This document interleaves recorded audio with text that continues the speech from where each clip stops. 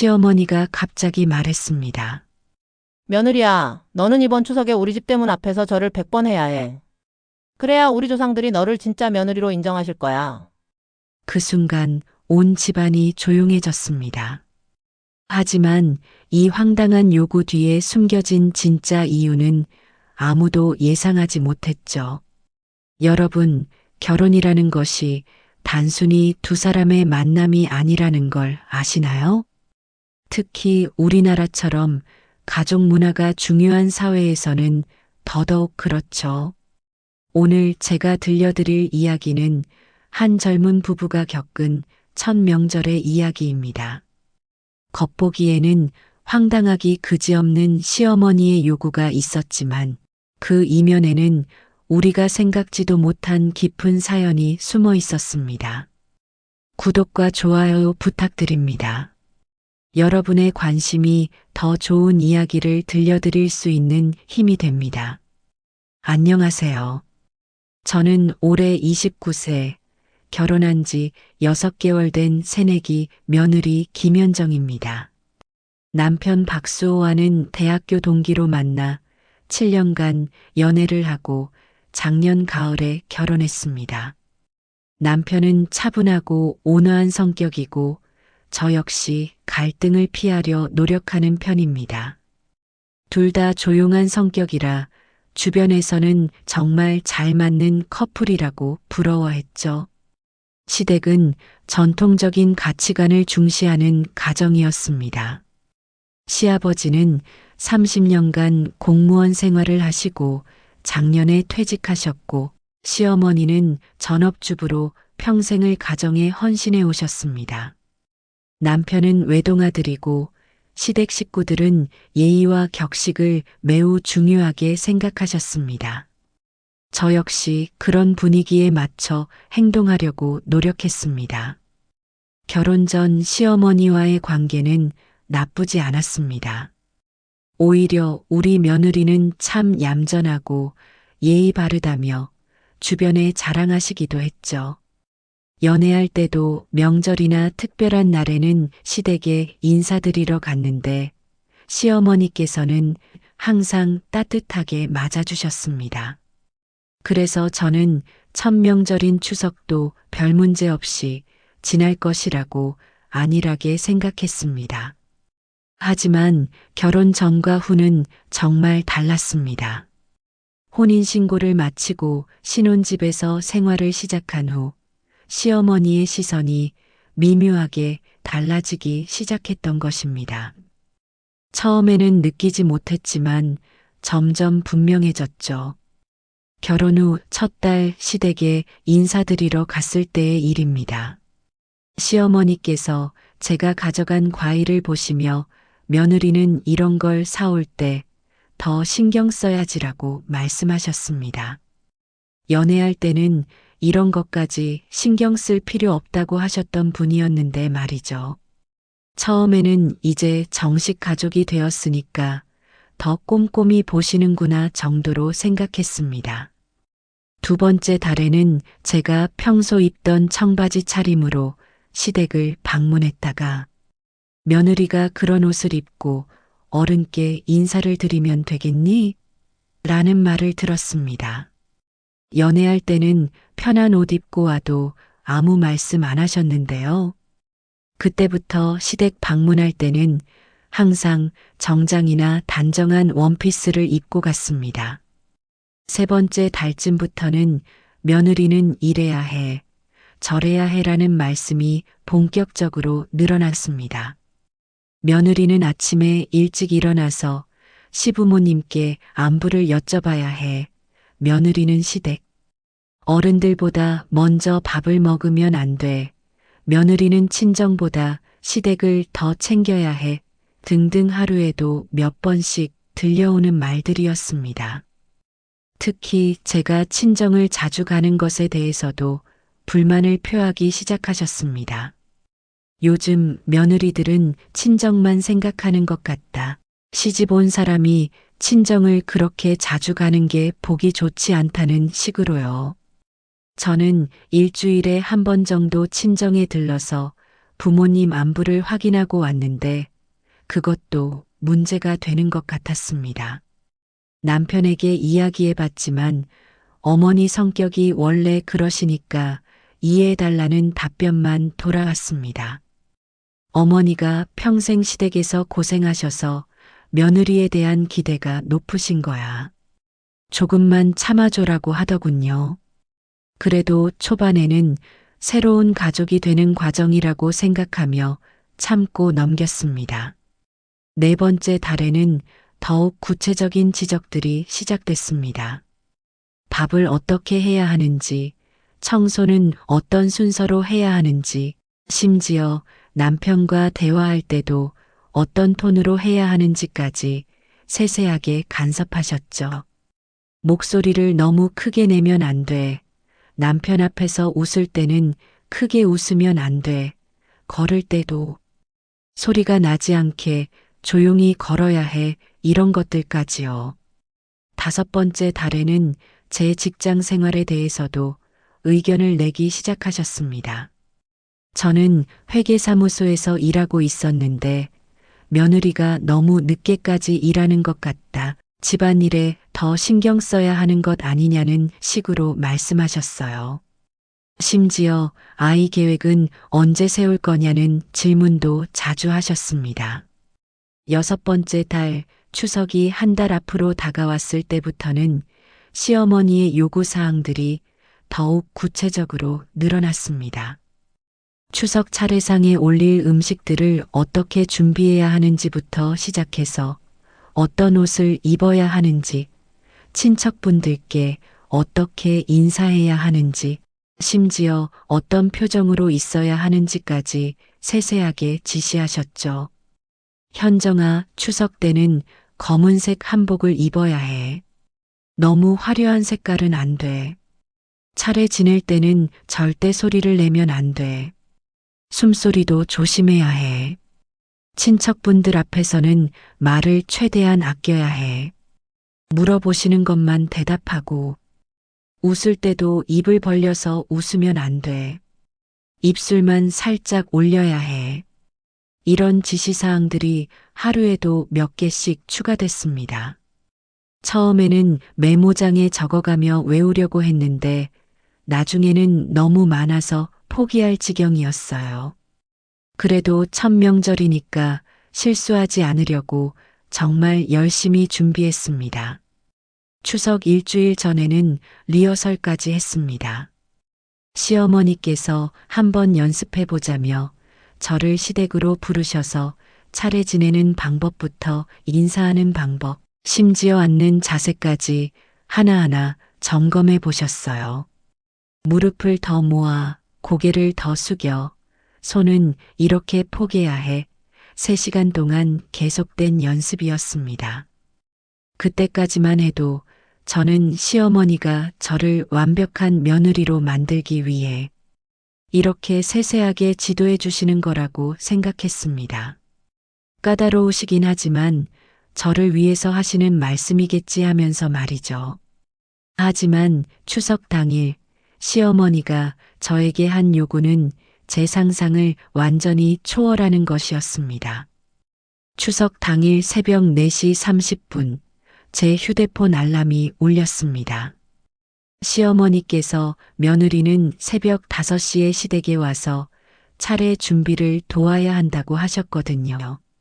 남편과 함께 서둘러 준비해서 시댁으로 향했습니다. 길거리는 텅 비어 있었고 유독 쌀쌀한 아침이었어요. 시댁에 도착하니 시어머니는 이미 부엌에서 분주히 움직이고 계셨습니다. 현정아, 왔구나. 어서 이리 와서 도와줘. 평소보다 목소리가 더 날카로워 보였습니다. 아마도 큰 명절이라 긴장하고 계신 것 같았어요. 저는 미리 준비해온 검은색 한복으로 갈아입고 부엌으로 들어갔습니다. 시어머니는 벌써 나물 몇 가지를 다듬고 계셨어요. 너는 저기 물을 썰어. 두께는 정확히 0.5cm로 해야 해. 조상님들이 까다로우셔서 조금이라도 두껍거나 얇으면 안 돼. 물을 썰기 시작했는데 시어머니께서 계속 제 손놀림을 지켜보시며 지적을 하셨습니다. 너무 두꺼워. 다시 썰어. 칼질이 엉성해. 더 정성껏 해. 속도가 너무 느려. 이렇게 하면 언제 다 준비하겠니? 등등. 평소에도 까다로우셨지만 이날은 유독 더 심했습니다. 6시쯤 시아버지가 일어나셔서 고생이 많다며 부엌을 들여다보셨어요. 그런데 시어머니의 반응이 이상했습니다. 여보는 가서 쉬세요. 며느리 교육하는 중이에요라고 하시더라고요. 시아버지는 어색한 미소를 지으며 거실로 나가셨습니다. 7시부터는 본격적인 차례 음식 준비가 시작됐습니다. 전을 부치는데 시어머니께서 현정아, 전 모양 좀 봐. 너무 불규칙해. 조상님들이 보시기에 정성이 없어 보인다고 하셨어요. 저는 최대한 신경 써서 전을 부쳤지만 자꾸만 지적을 받았습니다. 기름 온도가 너무 높아. 조상님들이 좋아하시지 않아. 뒤집는 타이밍이 틀렸어. 다시 해봐. 접시에 담을 때도 방향을 맞춰야 해. 이런 식으로 모든 과정에 세세한 지시가 있었어요. 평소 요리를 좋아하고 자신 있어 했던 저였는데 그날은 정말 위축될 수밖에 없었습니다. 8시쯤 남편이 부엌에 들어와서 현정아, 괜찮아? 하고 물었어요.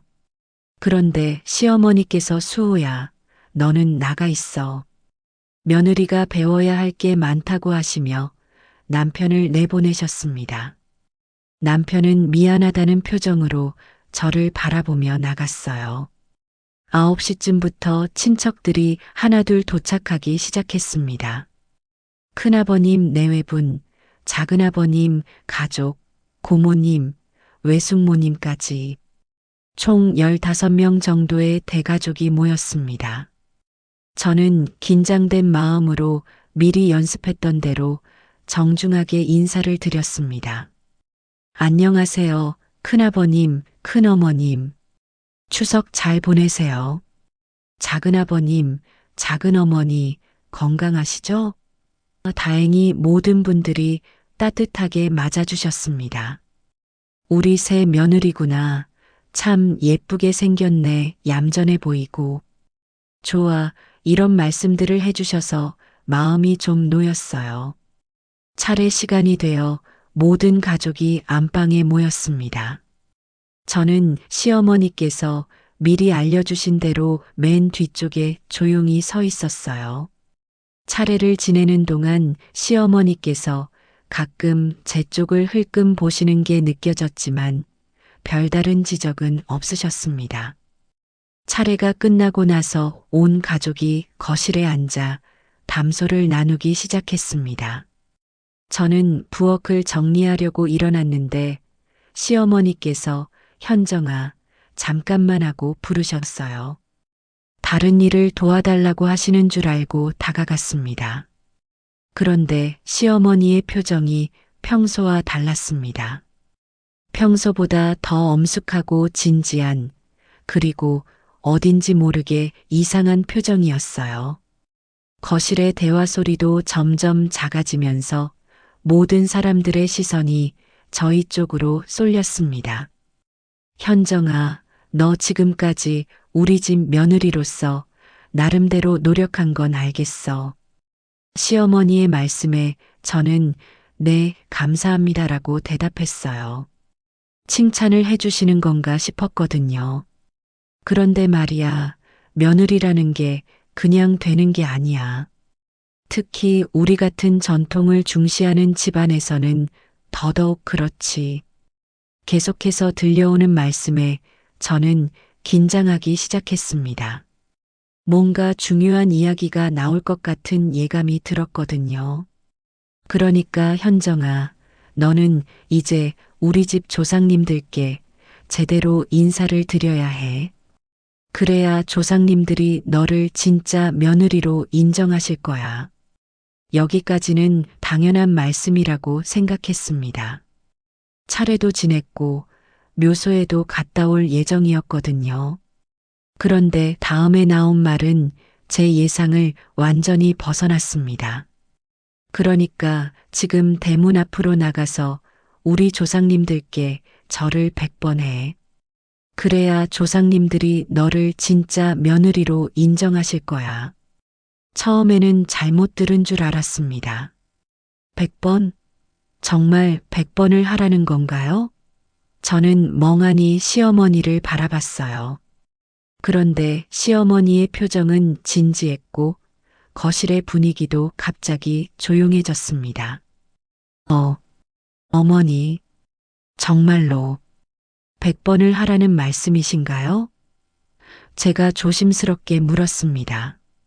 혹시 제가 잘못 이해한 건 아닌지 아니면 농담을 하시는 건 아닌지 확인하고 싶었거든요. 그럼 우리 집 며느리라면 당연히 해야 하는 거 아니야? 시어머니의 목소리가 점점 높아졌습니다. 다른 집 며느리들은 다 하는데 너만 특별하냐? 우리 조상님들께 정성을 보이는 게 그렇게 어려운 일이야? 저는 정말 당황스러웠습니다. 절 100번이라니. 그것도 대문 앞에서, 이 많은 친척들이 보는 앞에서요. 상식적으로 이해가 되지 않았어요. 어른을 공경하고 조상을 모시는 건 당연하지만 이런 식의 요구는 처음 들어봤거든요. 어머니, 그런데 대문 앞에서 절을 100번이라는 게 제가 말을 이어가려고 하는데 시어머니께서 제 말을 끊으셨어요. 현정아, 너 지금 시어머니 말에 토를 다는 거니? 며느리가 시어머니 말에 이렇게 반항하는 거 처음 봐. 시어머니의 목소리가 더욱 날카로워졌습니다. 거실에 있던 모든 사람들이 저희 쪽을 바라보고 있었어요. 누구 하나 말을 하지 않았지만 모두들 당황한 기색이 역력했습니다. 분위기가 점점 어색해지고 있었어요. 시어머니의 갑작스러운 요구에 거실이 쥐 죽은 듯 조용해졌습니다.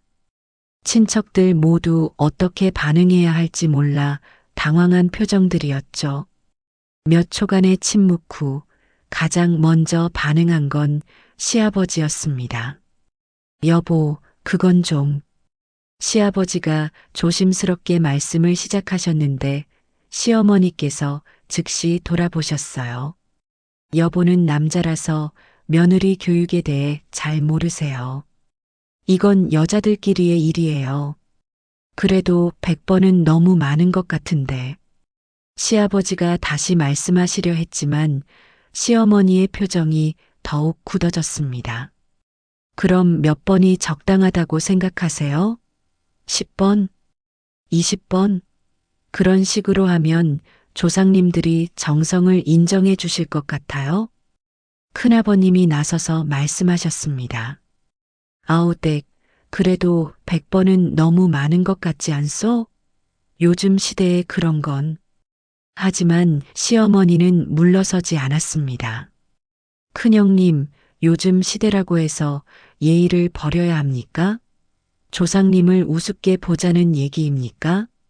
제가 시집 올 때는 이것보다 더한 것도 했는데요. 시어머니의 목소리에는 서운함과 분노가 섞여 있었어요. 큰어머님께서도 조심스럽게 개입하셨습니다. 그런데 형님 댁, 저도 이 집안 며느리로 30년을 살아왔지만 그런 건 처음 듣는데요. 그러자 시어머니의 반응이 더욱 격해졌습니다. 큰형님 댁은 옛날에 시집와서 그때는 달랐겠지만 지금은 상황이 다릅니다. 요즘 며느리들이 얼마나 버릇없는지 아세요? 시어머니를 시어머니로 생각하지 않아요. 작은아버님의 아내, 즉, 제 작은 시어머니께서도 말씀하셨습니다. 언니, 저도 20년 넘게 이 집 며느리지만 그런 관습은. 그런데 시어머니께서 작은 시어머니를 향해 날카롭게 말씀하셨어요. 작은 형님 댁도 마찬가지예요. 당신들은 이미 이 집안에 정착을 다했으니까 모르시겠지만 새로 들어온 며느리는 달라야 해요. 특히 요즘 같은 시대에는 확실하게 가르쳐야 해요. 고모님께서 중재하려고 나서셨습니다.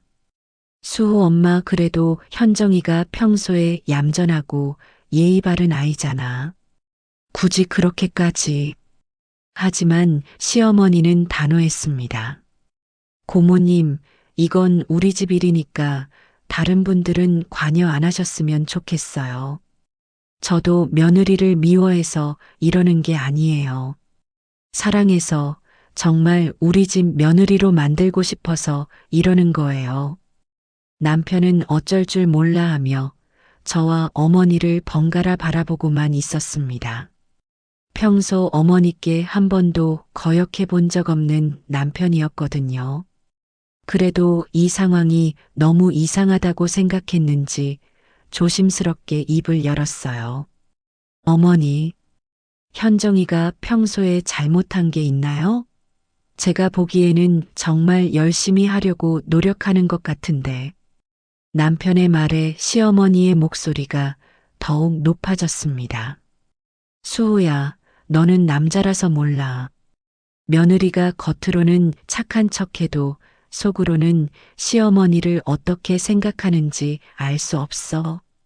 그러니까 이런 식으로라도 확실하게 해야 하는 거야. 외숙모님께서도 말씀하시려 했지만 시어머니는 이건 정말 우리 집안 내부 일이니까 외부에서는 개입하지 말아주세요라며 선을 그었습니다. 상황이 점점 이상해지자 친척 중 몇 분이 불편한 기색을 드러내기 시작했습니다. 작은아버님의 큰아들, 즉 남편의 사촌형이 삼촌 엄마 좀 과하신 것 같아요라고 말했는데 시어머니는 젊은 애들은 가만히 있어 라고 소리를 지르셨어요. 그때 시어머니의 목소리에서 평소와 다른 뭔가를 느꼈습니다. 단순히 화가 난 것이 아니라 뭔가 불안하고 초조해 하시는 것처럼 보였어요. 목소리도 평소보다 떨리고 있었고요. 큰아버님께서 한 번 더 시도해 보셨습니다. 아우댁, 그래도 절백 번은 현실적으로. 하지만 시어머니는 더욱 흥분하셨어요. 현실적이지 않다고요?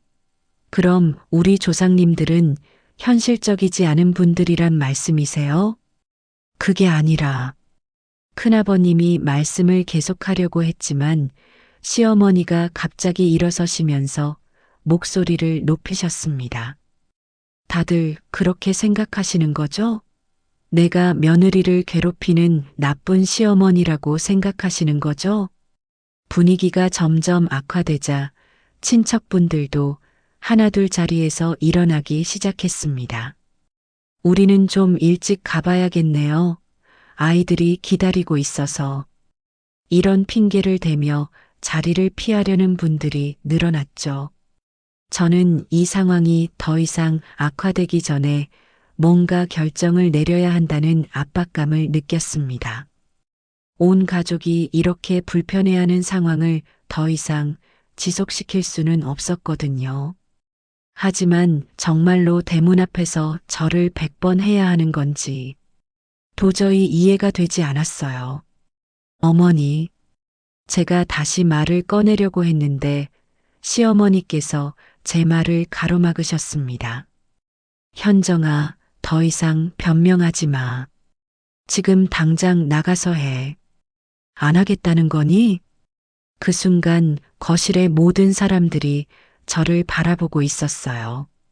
어떤 분들은 동정의 눈빛을, 어떤 분들은 당황한 표정을, 그리고 시어머니는 단호하지만 어딘지 모르게 불안해 보이는 눈빛을 보내고 계셨습니다.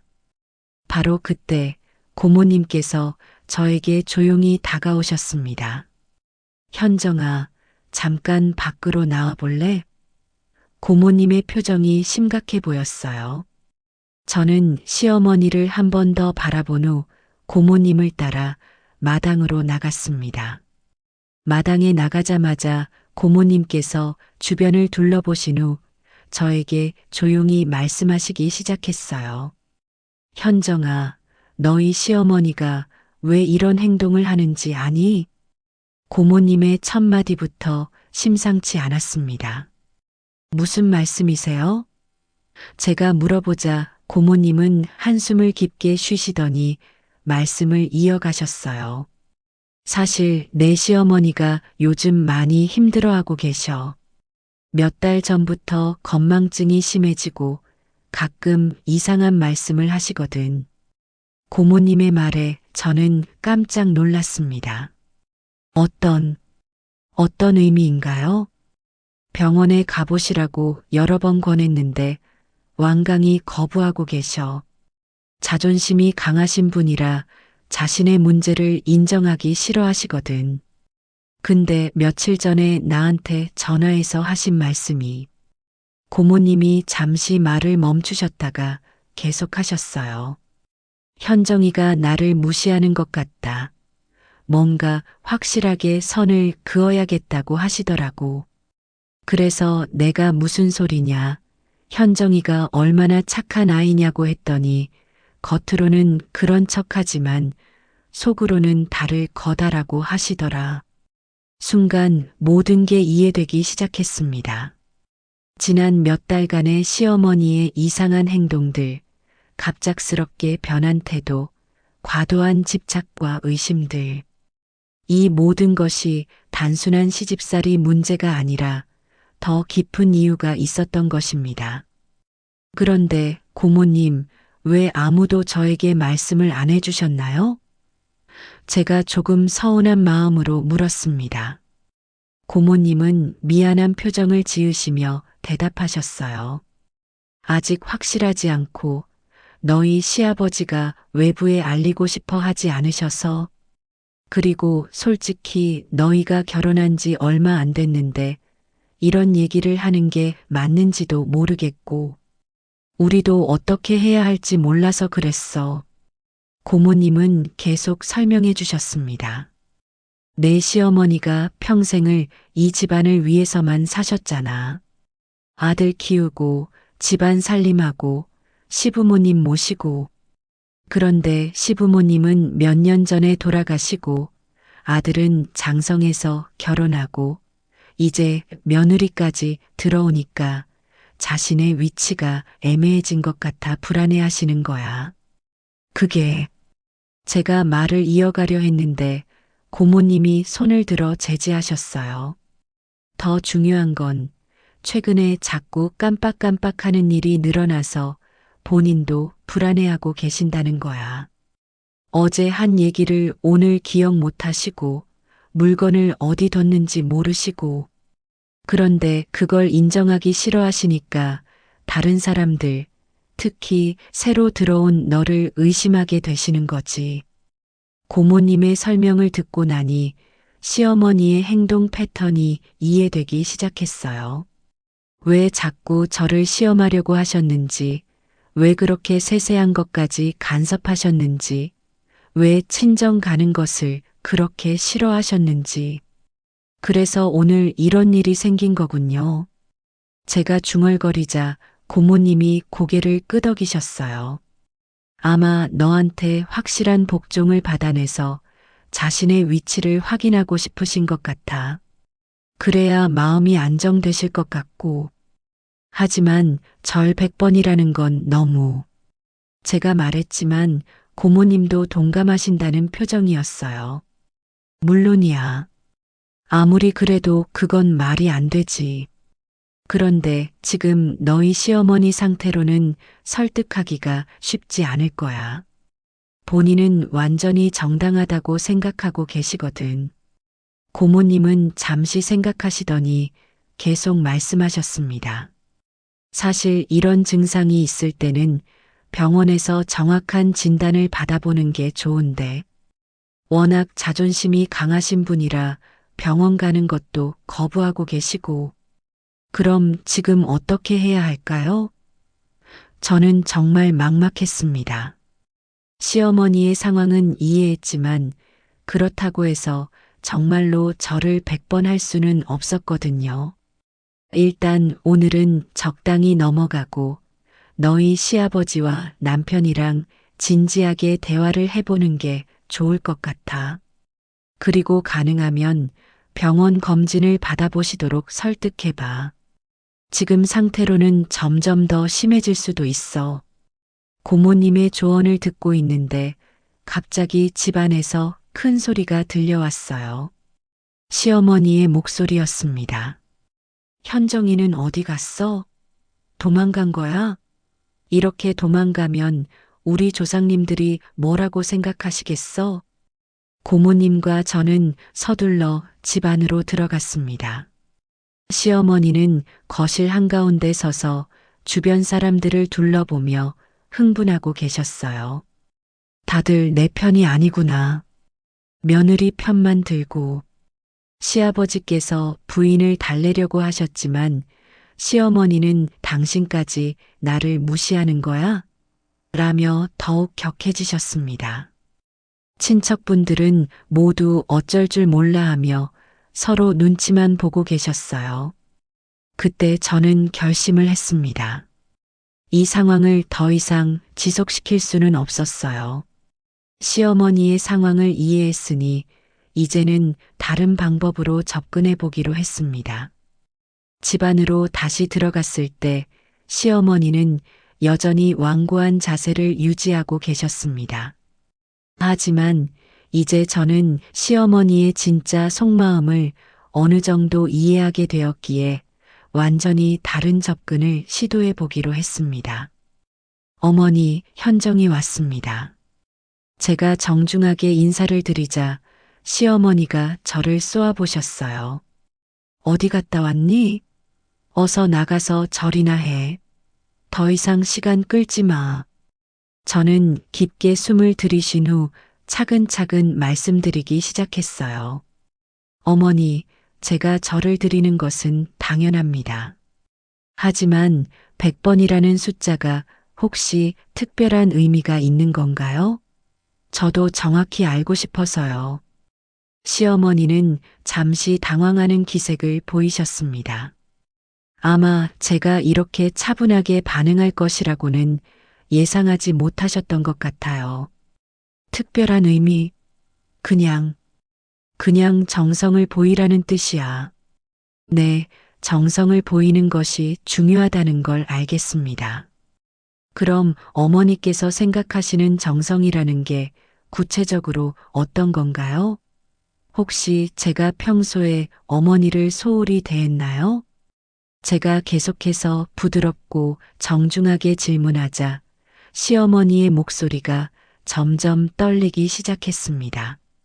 너는 나를 진짜 시어머니로 생각하지 않는 것 같아.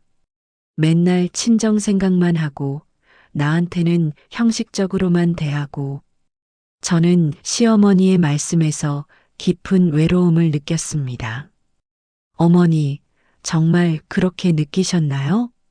그렇다면 제가 정말 잘못했네요. 어머니가 그렇게 생각하실 만한 이유가 있었던 건가요? 너는 항상 겉으로만 예의 바른 척해.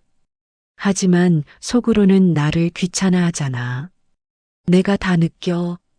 시어머니의 목소리가 더욱 떨렸어요. 어머니, 혹시 제가 언제 그런 모습을 보였는지 구체적으로 말씀해 주실 수 있을까요? 정말로 모르겠어서요. 저는 진심으로 궁금했습니다. 정말로 시어머니가 그렇게 느낄 만한 일을 했는지 알고 싶었거든요.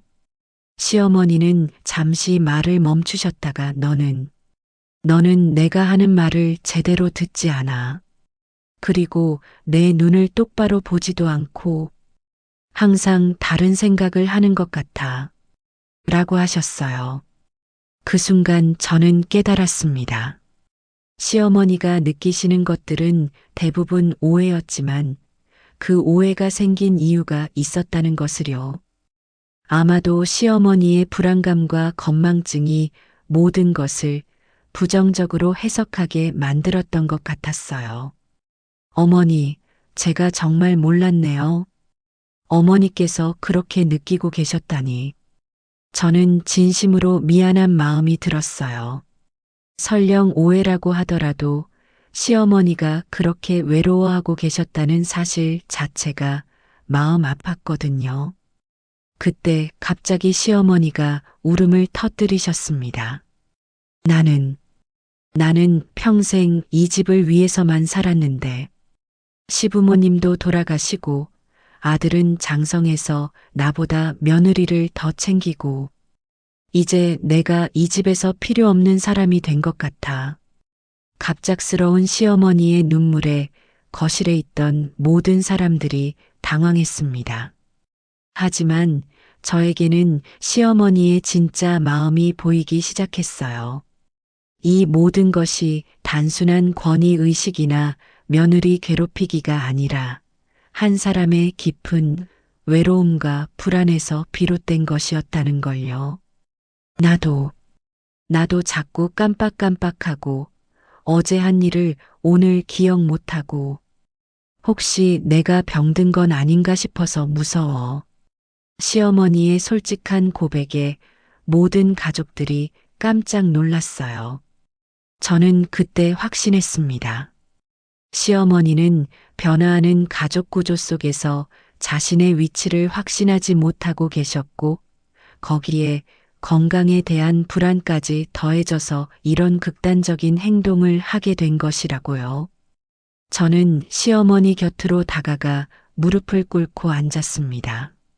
어머니, 정말 죄송합니다.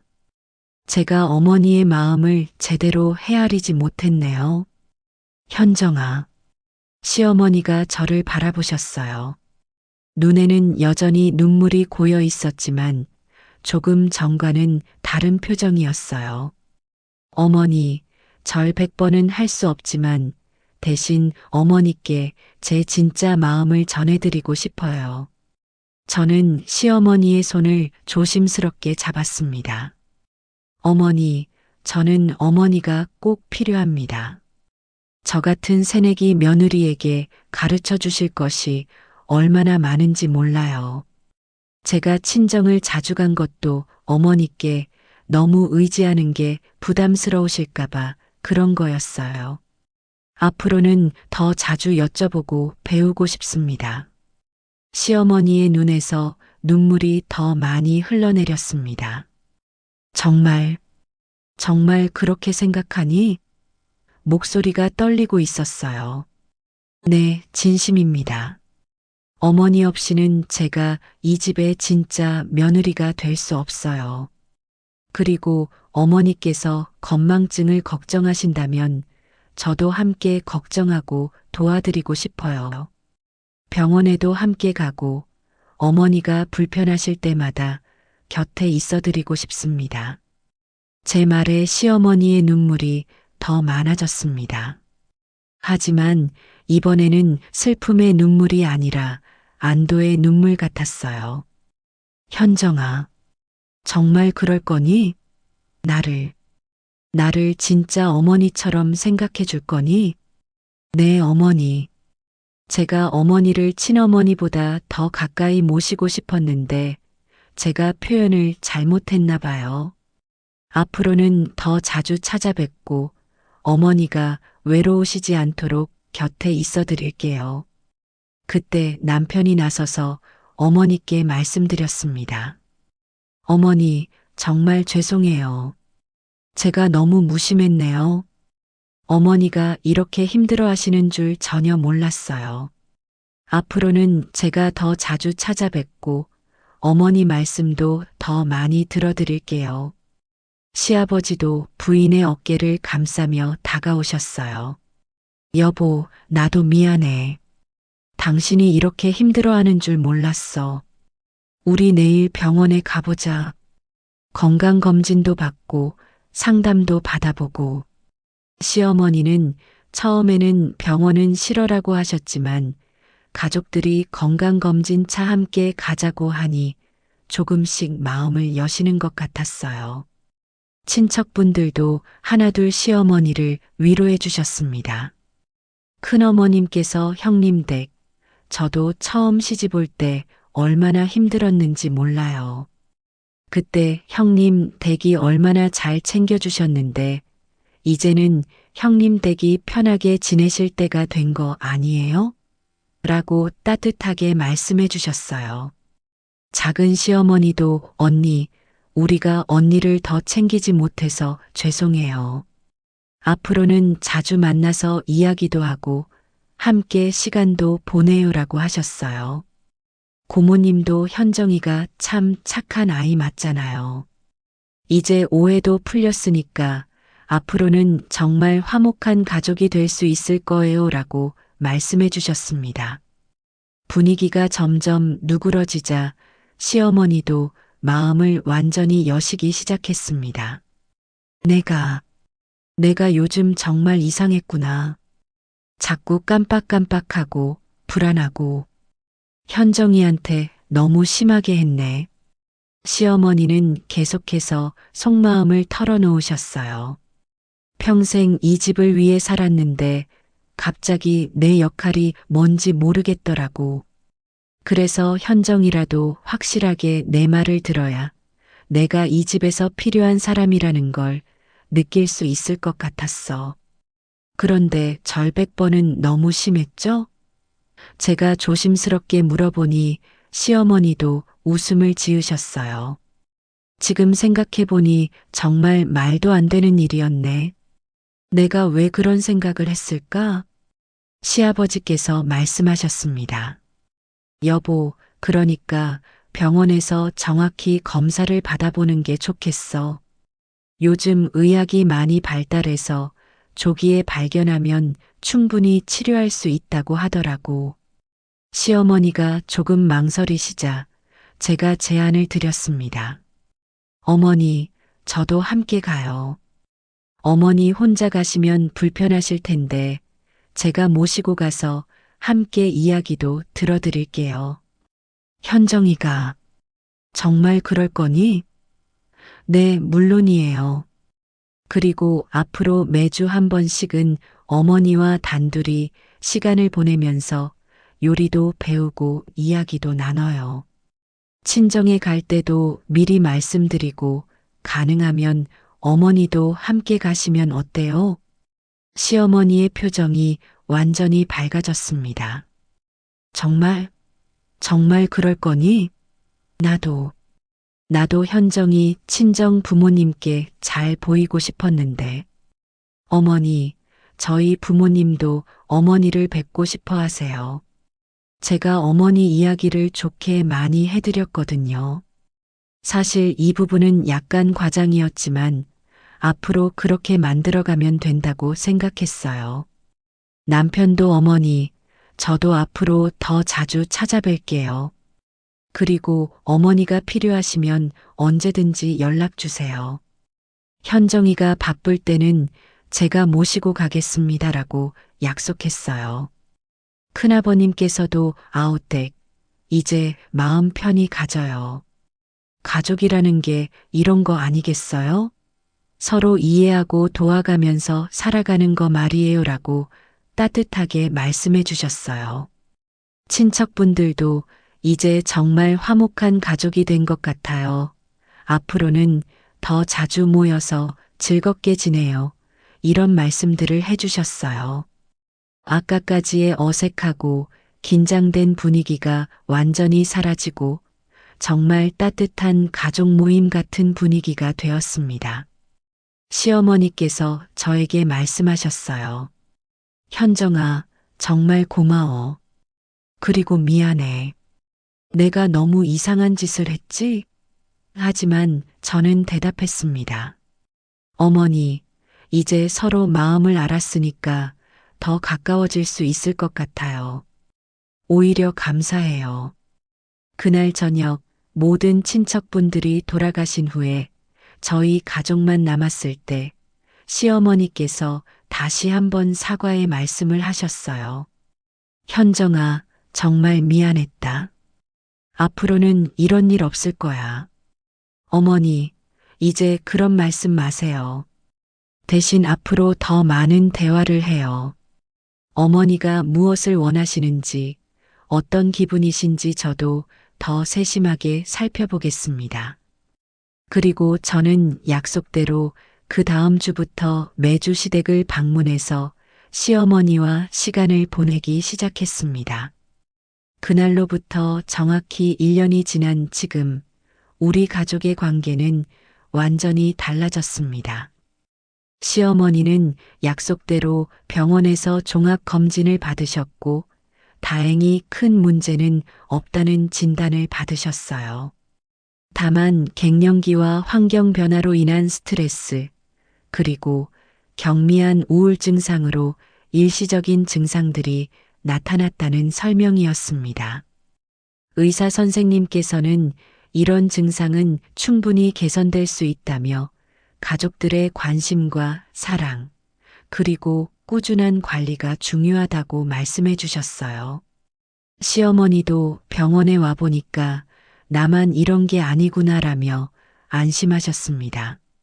저는 약속대로 매주 토요일마다 시댁을 방문해서 시어머니와 시간을 보냈습니다. 처음에는 서로 어색했지만 점점 진짜 모녀 같은 관계가 되어갔어요. 시어머니는 제게 우리 가족의 역사와 전통을 가르쳐 주셨고, 어떻게 하면 맛있는 김치를 담글 수 있는지, 명절 음식은 어떻게 준비하는지 하나하나 세세하게 알려주셨습니다. 저는 시어머니께 젊은 세대의 문화를 소개해 드렸어요. 스마트폰 사용법도 가르쳐 드리고, 요즘 인기 있는 TV 프로그램도 함께 보고, 온라인 쇼핑하는 방법도 알려드렸죠. 시어머니께서는 요즘 세상이 이렇게 편해졌구나라며 신기해 하셨어요. 가장 큰 변화는 남편이었습니다. 그동안 가족 간의 갈등을 회피만 했던 남편이 이제는 적극적으로 중재하고 소통하려고 노력했어요. 내가 너무 안일했구나. 앞으로는 가족들의 마음을 더 세심하게 살피겠다고 다짐했습니다. 남편은 매주 일요일마다 어머니와 단둘이 시간을 보내기 시작했어요. 산책도 하고 맛있는 음식점에서 식사도 하고 어머니가 좋아하시는 영화도 함께 보러 다녔죠. 처음에는 어색해했지만 점점 자연스러워졌고 시어머니도 우리 아들이 이렇게 다정했나? 라며 좋아하셨어요. 시아버지도 많이 변화하셨습니다. 부인의 상태를 더 세심하게 관찰하시고 부부 대화 시간을 늘리셨어요. 여보가 평생 고생한 건 내가 아는데 내가 너무 무심했네라며 시어머니께 더욱 많은 관심을 보이셨습니다. 퇴직 후 집에만 계시던 시아버지는 시어머니와 함께 할 수 있는 취미 활동도 찾기 시작하셨어요. 등산 동호회에도 가입하시고 노인복지관에서 하는 프로그램에도 참여하셨죠. 부부가 함께 늙어가는 것도 배워야 하는 일이구나라고 하셨어요. 친척들과의 관계도 더욱 돈독해졌습니다. 그날의 일을 계기로 모든 분들이 서로의 상황을 더 깊이 이해하게 되었고, 가족 모임에서도 더 솔직하고 따뜻한 대화를 나누게 되었어요. 큰어머님께서는 그날 일이 오히려 우리 가족을 더 단단하게 만들어준 것 같아라고 하셨고, 작은 시어머니께서도 언니가 많이 밝아지셨다며 기뻐하셨어요. 고모님은 현정이 덕분에 우리 가족이 더 화목해졌다고 늘 말씀하세요. 가장 놀라운 변화는 시어머니 자신이었습니다. 병원 치료와 가족들의 관심 덕분에 건망증도 많이 좋아지셨고 무엇보다 마음이 안정되셨어요. 예전에는 모든 것을 의심하고 걱정하셨는데 이제는 여유롭고 긍정적인 모습을 보이세요. 현정아, 내가 그때 정말 이상한 짓을 했지? 지금 생각해보니 너무 부끄러워. 몇 달 후 시어머니께서 저에게 말씀하셨을 때 저는 이렇게 대답했어요. 어머니, 그 일이 있었기 때문에 우리가 더 가까워진 것 같아요. 오히려 감사해요. 시어머니는 이제 제 친정 부모님과도 친해지셨어요. 명절 때마다 서로 안부를 묻고 가끔은 함께 식사도 하세요. 현정이 어머님, 아버님이 참 좋은 분들이야라며 칭찬을 아끼지 않으세요. 저 역시 시어머니를 진짜 어머니처럼 의지하게 되었습니다. 고민이 있을 때 제일 먼저 상담을 구하고 기쁜 일이 있을 때도 제일 먼저 알려드려요. 시어머니도 현정이가 내 딸 같아라고 하시며 정말 친어머니처럼 저를 아껴주세요. 작년 겨울 제가 독감으로 몸살을 심하게 앓았을 때 시어머니께서 3일 동안 저희 집에 와서 간병을 해주셨어요. 죽도 끓여주시고 약도 챙겨주시고 그때 정말 감동했어요. 친정 엄마가 해주시는 것 같다고 했더니 나도 현정이가 내 딸 같은데 뭐라고 하시더라고요. 올해 초에는 시어머니께서 제 생일에 깜짝 파티를 준비해 주셨어요. 케이크도 직접 만드시고 제가 좋아하는 음식들도 준비하시고 그때 정말 눈물이 났어요. 어머니, 이런 것까지 하실 필요 없는데 라고 했더니 며느리 생일인데 당연히 해야지라고 하시더라고요. 남편과 저 사이도 더욱 좋아졌어요. 가족 문제를 함께 해결해 나가면서 서로를 더 잘 이해하게 되었거든요. 현정아, 우리 어머니가 많이 변하셨지? 너 덕분이야 라고 남편이 자주 말해요. 시댁 식구들과 정말 한 가족이 된 느낌이에요. 이제는 시댁에 가는 게 전혀 부담스럽지 않아요. 오히려 친정 가는 것만큼, 아니, 어떨 때는 더 편하고 즐거워요. 몇 달 전에는 시어머니께서 현정아, 우리 또 다른 며느리를 맞아야 하는데 어떻게 하지? 라고 농담을 하셨어요. 시댁 친척 중 한 분의 결혼 이야기였는데 내가 그새 며느리한테는 절대로 그런 이상한 요구 안 할 거야 라며 웃으셨어요. 어머니는 이제 며느리 교육의 전문가가 되신 거네요 라고 제가 말씀드렸더니 그러게 현정이 덕분에 많이 배웠어 라고 하시더라고요. 지난달에는 시어머니와 함께 여행도 다녀왔어요. 제주도로 2박 3일 여행을 갔는데 정말 즐거웠어요. 사진도 많이 찍고 맛있는 음식도 많이 먹고 시어머니께서 현정이랑 여행 오니까 정말 딸이랑 온 것 같다고 하셨어요. 그 여행에서 시어머니께서 저에게 이런 말씀을 하셨어요. 현정아, 정말 고마워. 너 때문에 나도 많이 변했고 우리 가족도 많이 좋아졌어. 그때 내가 정말 이상한 짓을 했는데 너무 잘 받아줘서. 저는 어머니, 그런 말씀 마세요. 저도 어머니 덕분에 많이 성장했어요 라고 답했어요. 정말 그랬거든요. 그 일을 계기로 저도 사람의 마음을 더 깊이 이해하게 되었고 가족이라는 것의 진짜 의미를 알게 되었어요. 2년이 지난 지금 저는 그때의 일을 돌이켜보며 정말 많은 것을 깨닫게 됩니다. 가족이라는 것은 혈연으로 자동으로 만들어지는 것이 아니라 서로를 이해하고 배려하는 과정을 통해 진짜로 형성되는 것이라는 거리요. 시어머니의 황당한 요구 뒤에는 한 사람의 깊은 고민과 아픔이 있었습니다.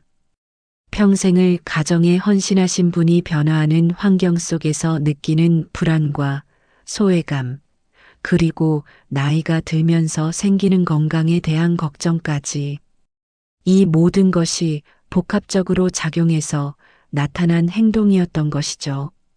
만약 제가 그때 화를 내며 반발했다면 또는 단순히 네, 알겠습니다 하고 저를 100번 했다면 어떻게 됐을까요? 첫 번째 경우라면 가족 갈등이 더욱 깊어졌을 것이고, 두 번째 경우라면 시어머니의 근본적인 문제는 전혀 해결되지 않았을 겁니다. 대신 우리는 서로의 마음을 들여다보고 이해하려고 노력했습니다. 그 과정에서 시어머니는 자신의 불안을 솔직하게 표현할 수 있게 되었고, 저는 진짜 이 가족의 일원이 되는 법을 배울 수 있었어요. 지금 시어머니와 저는 정말 친한 사이가 되었습니다. 시어머니는 제게 현정아, 너 때문에 우리 가족이 더 화목해진 것 같다고 말씀하시고, 저 역시 시어머니를 진짜 어머니처럼 의지하게 되었습니다. 더 중요한 것은 이 경험을 통해 우리 가족 모두가 성장했다는 점입니다. 남편은 가족 간의 소통이 얼마나 중요한지 깨달았고, 시아버지는 부인에 대한 관심을 더 많이 기울이게 되었어요. 친척분들도 서로를 더 깊이 이해하게 되었고요. 결혼이라는 것, 가족이 된다는 것이 결코 쉬운 일은 아닙니다. 서로 다른 환경에서 자란 사람들이 한 집에서 살아가려면 크고 작은 갈등이 생기는 건 당연한 일이죠. 하지만 그 갈등을 어떻게 해결하느냐에 따라 가족의 운명이 달라집니다. 저는 그때의 경험을 통해 몇 가지 중요한 깨달음을 얻었어요. 첫째, 상대방의 이상한 행동에는 반드시 이유가 있다는 것입니다. 겉으로 보기에는 말도 안 되는 요구나 행동이라도 그 사람의 입장에서 생각해 보면 나름대로의 이유가 있어요. 시어머니의 절 100번 요구도 그분 나름대로는 합리적인 이유가 있었던 거죠. 둘째, 진정한 소통은 상대방의 마음을 이해하려는 노력에서 시작된다는 것입니다. 저는 시어머니와 대립하지 않고 대화를 통해 그분의 진짜 마음을 알아보려고 했어요. 그 결과 서로를 이해할 수 있게 되었고요. 셋째, 가족 문제는 혼자서 해결할 수 없다는 것입니다. 고모님의 도움이 없었다면 저는 시어머니의 진짜 상황을 알 수 없었을 거예요. 가족 구성원 모두가 함께 노력해야 진정한 해결이 가능합니다. 넷째, 시간과 꾸준한 노력이 필요하다는 것입니다. 하루아침에 관계가 좋아지지는 않았어요. 1년이 넘는 시간 동안 꾸준히 만나고 대화하고 함께 시간을 보내면서 조금씩 가까워졌어요. 다섯째, 서로의 다름을 인정하고 존중해야 한다는 것입니다. 시어머니의 전통적인 가치관과 제 현대적인 사고방식이 다르다고 해서 어느 한쪽이 틀린 건 아니에요. 서로 다른 점을 인정하면서 조화를 이루는 방법을 찾아야 해요. 여섯째, 진정한 사랑은 조건 없는 관심과 배려라는 것입니다. 시어머니께서 절 100번을 요구하셨을 때 저는 화를 내는 대신 그분이 왜 그런 요구를 하시는지 궁금해했어요. 그런 관심이 결국 진정한 이해로 이어졌죠. 일곱째, 건강한 가족 관계를 위해서는 전문적인 도움도 필요하다는 것입니다. 시어머니의 건망증과 우울증상은 가족의 사랑만으로는 해결될 수 없는 문제였어요. 의료진의 도움을 받아서 근본적인 치료가 필요했죠. 마지막으로 위기는 오히려 더 강한 유대감을 만들어낼 수 있는 기회라는 것입니다. 그날의 위기가 없었다면 우리 가족은 지금처럼 가까워질 수 없었을 거예요. 어려운 순간을 함께 극복하면서 진정한 가족이 될 수 있었어요. 저는 이제 확신합니다. 진짜 며느리가 되는 건 절을 100번 하는 게 아니라 가족 구성원 각자의 마음을 이해하고 서로를 배려하며 함께 성장해 나가는 것이라는 걸요. 그리고 그런 과정을 통해 우리는 혈연을 넘어선 진짜 가족이 될 수 있다는 것을요. 지금도 시어머니와 저는 계속해서 배워가고 있습니다. 완벽한 관계는 없어요. 가끔 의견이 다를 때도 있고 서로 서운할 때도 있어요. 하지만 이제는 그런 문제들을 대화로 해결할 수 있게 되었어요. 얼마 전에 시어머니께서 저에게 이런 말씀을 하셨어요. 현정아, 너랑 나랑 처음 만났을 때는 정말 어색했는데 지금은 너 없으면 안 될 것 같아. 저도 정말 그런 마음이에요. 이제 시어머니 없는 제 인생은 상상할 수 없어요. 여러분도 혹시 가족 관계에서 어려움을 겪고 계신다면 한번 상대방의 입장에서 생각해 보시길 바랍니다. 때로는 가장 이해하기 어려운 행동 뒤에 가장 깊은 사연이 숨어 있을지도 모르니까요. 그리고 그런 이해와 배려, 꾸준한 노력을 통해 여러분도 더 행복하고 화목한 가족을 만들어 나가시길 진심으로 응원합니다. 가족이라는 건 결국 서로를 이해하고 사랑하려는 마음에서 시작되는 거니까요. 제 이야기가 여러분께 조금이나마 도움이 되었기를 바라면서 오늘 이야기를 마치겠습니다. 긴 시간 들어주셔서 정말 감사합니다.